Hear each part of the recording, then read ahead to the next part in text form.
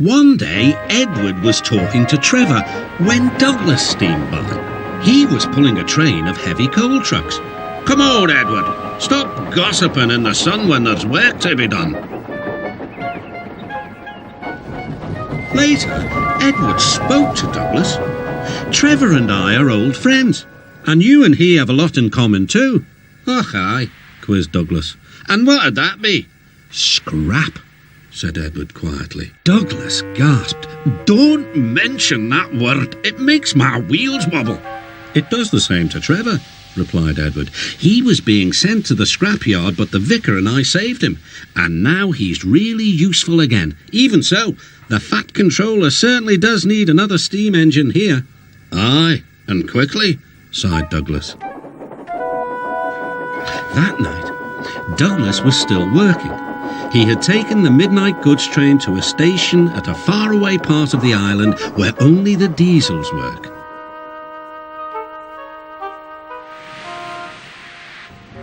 He was just shunting, ready for his return journey, when...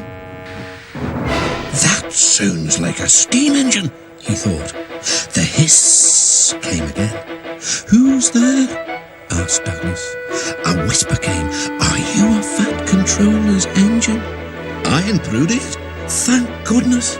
I'm Oliver, and I'm with my brake van towed. We've run out of coal and have no more steam." "But what are you doing?" "Escaping." "From what?" "Scrap." Douglas shivered. Then he remembered Edward's story about saving Trevor. "I'll be glad to help you," he said. "It'll have to look as if you're ready for scrap, and I'm taking you away." The drivers and firemen agreed to help too.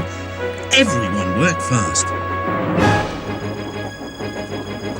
"Need time to turn around," panted Douglas. "I'll run tender first. Come on."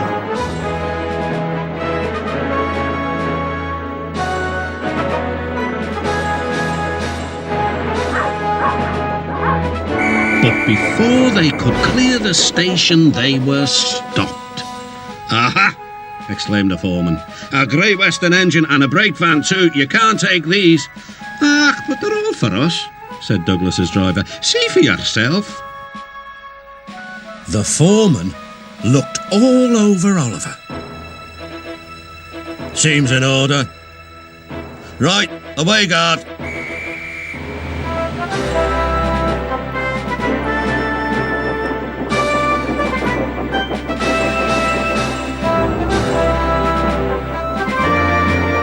"That was a neat thing," puffed Douglas. "We've had worse," smiled Oliver. And they forged ahead.